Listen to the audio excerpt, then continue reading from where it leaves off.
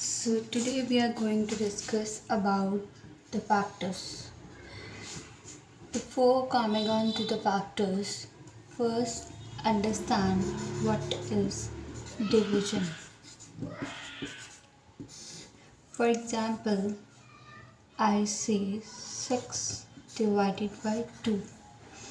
We all know 6 divided by 2, we get 3.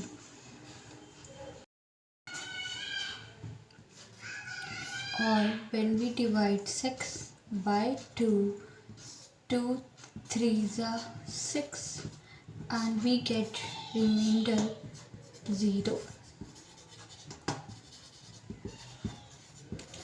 But if I say 5 divided by 2, what we will do? We will check the table of 2 where 5 comes. We know that in the table of 2, 5 don't count. So 2 2s are 4. Here we get remainder as 1. In both cases, what we have to observe is when remainder is 0, then divisor is called as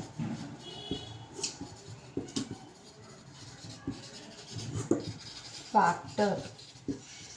So here remainder is 0. So we say that this number 2 is the factor of 6. Here remainder is not 0. So we say that 2 is not the factor of 5.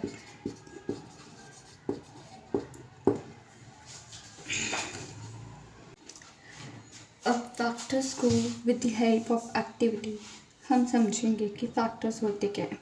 Let's suppose मेरे पास ये 4 objects हैं और इन 4 objects को मैंने arrange करना है. तो मेरा फर्स्ट वे क्या है अरेंजमेंट का कि मैं 4 रोज़ बना लूँ और हर रो में एक एक ऑब्जेक्ट रख दूँ. तो यहाँ से मैं लिख सकती हूँ मैंने 4 रोज़ बनाई, हर रो में एक एक ऑब्जेक्ट रखा. दूसरा मेरा अरेंजमेंट क्या होगा कि मैं एक सिंगल रो बना दूँ और हर उस सिंगल रो में ही सारे ऑब्जेक्ट डाल दूँ. तो मैंने एक सिंगल रो बनाई और सारे के सारे ऑब्जेक्ट्स रखे. अब नेक्स्ट अरेंजमेंट का वे क्या हो सकता है कि मैं 2 रोज़ बना लूँ और हर रो में 2 2 रखूँ. 2 रोज़ बना ली, 2 रोज़ में 2 2 ऑब्जेक्ट रखे. इसके अलावा और कोई पॉसिबल अरेंजमेंट नहीं है. हम ऐसा नहीं कर सकते कि एक रो में 3 रख दो, दूसरे रो में 1 रख दो. अरेंजमेंट ऐसे करना है जितनी नंबर ऑफ़ रोज़ बने उसमें सेम नंबर ऑफ़ ऑब्जेक्ट्स रखने. इसके अलावा और पॉसिबल अरेंजमेंट नहीं बनेगा. टोटल मेरे पास थे 4. तो बेसिकली मैं लिख क्या रही हूँ इन चीज़ों से, फैक्टर्स लिख रही हूँ 4 के. वो क्या आएंगे, वो ये अरेंजमेंट के थ्रू ही आए हैं. जो नंबर्स इन अरेंजमेंट में बड़े 1 2 एंड 4 जो रिपीट हो रहे हैं हम वो नहीं लिखेंगे. तो यहाँ से मेरे पास 4 के क्या आ जाएंगे, फैक्टर्स आ जाएंगे 1 2 एंड 4. अब सपोज करो कि मेरे पास 6 ऑब्जेक्ट होते 1 2 3 4 5 6. ये 6 ऑब्जेक्ट्स को अरेंज करना था. मतलब मैं क्या कर रही हूँ, मैं फैक्टर्स लिख रही हूँ 6 के. फैक्टर्स बेसिकली अरेंजमेंट को ही बोला जाता है कि कैसे हम किसी चीज़ को एग्जैक्टली अरेंज कर सकते हैं.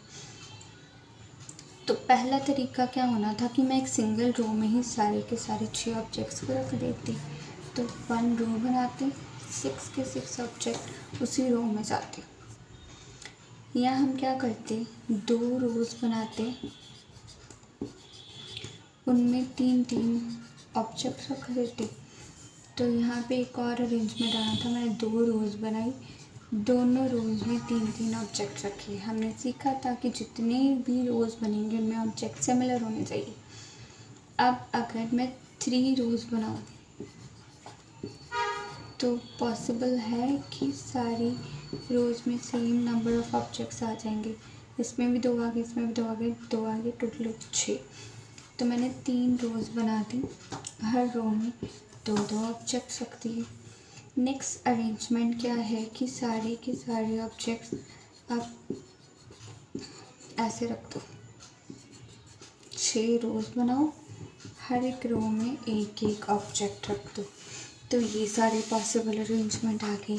तो यहाँ से जो 6 के फैक्टर आए वो क्या आए, 1, 2, 3 एंड 6। पिछली वाली एग्जाम्पल के फैक्टर्स क्या आए थे, फैक्टर्स ऑफ 4 क्या आए थे, 1, 2, 4।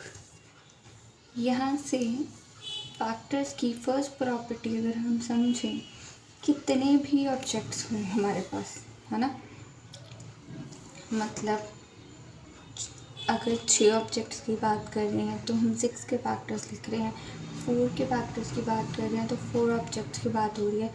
ऐसे कितने भी ऑब्जेक्ट्स हों, राइट, मतलब आप किसी भी नंबर के फैक्टर लिख रहे हो तो एक पॉसिबल वे तो हमेशा यही आएगा कि उन सारे ऑब्जेक्ट्स को आप एक सिंगल रो में डाल दो, राइट।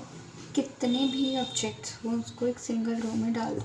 चाहे आपके पास 244 ऑब्जेक्ट हैं, एक वे आपके पास ऐसा होगा कि आप सिंगल रो में वो 244 के 244 रख दो। दूसरा वे क्या होगा, 244 रोज़ बना लो, उसमें एक एक रख दो।